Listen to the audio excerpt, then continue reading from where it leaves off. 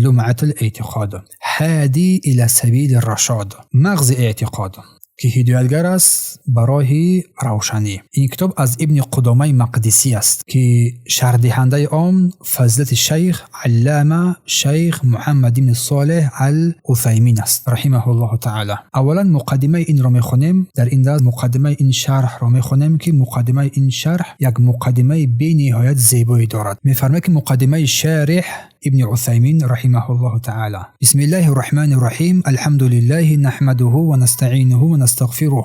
الحمدلله، حمد و ثنا او را میگوییم، از او یاری میخواهیم و به سوی او استغفار میکنیم و نتوب الیه، به سوی او توبه می‌نماییم و نعوذ بالله من شرور انفسنا، و به سوی الله سبحانه و تعالی پناه میبریم از بدیهای نفسهایمان، و من سیئات اعمالنا، از عملهای بدمان به سوی او سبحانه و تعالی پناه میبریم. من یهده الله فلا مضل له، هر کسی را که الله سبحانه و تعالی هدایت کند هیچ کسی او را گمراه کرده نمیتواند. و من یضلل فلا هادی له، و هر کسی که گمراهی را اختیار نماید کسی او را هدایت کرده نمیتواند. و اشهد ان لا اله الا الله وحده لا شریک له، و شهادت میدهم که معبود بر حق جز او نیست، شریک ندارد. و اشهد ان محمدا عبده و رسوله صلی الله علیه و سلم، و شهادت میدهم که محمد بنده و رسول او صلی الله علیه و سلم است. درود بر صحابگان او، تسلیما کثیرا، سلام به نهایت زیادی. اما بعد، این کتاب تعلیق مختصر از کتاب لمعة الاعتقاد است که از جانب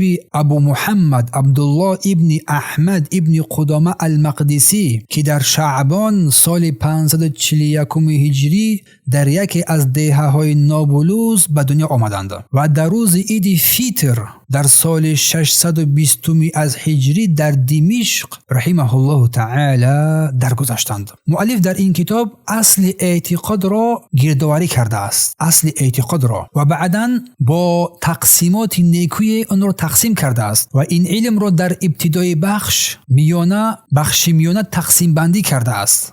و اهمیت این کتاب از لحاظ موضوع و شیوه خود به نهایت کتاب مبارک است و از الله یاری می‌جوییم و طلب ثواب داریم از او سبحانه و تعالی در قدم، در سخن و در عمل. و شیخ می‌فرماید که این را ما با واژه‌های ساده بر شما بیان خواهیم کرد و نافهمی‌های آن را، مشکلی‌های آنها را بر شما واضح روشن می‌گردانیم و عمیق کردن آن مکان‌ها، آن چیزهایی که مشکلی‌ها دارد نشان می‌دهیم و فایده‌های آنها را برای شما بیان می نماییم. و از الله امیدوارم که مرا به یک میجه زدن به حال خود نگذارد. این نقطه خیلی مهم است، همیشه این دعا را بگذارید که الله سبحانه و تعالی هرگز و هرگز ما و شما را حتی یک میجه زدن به حال خود نگذارد. از جانب خود الله سبحانه و تعالی بر ما کامیابی ببخشد و ما را مبارک بگرداند و سودمند بگرداند.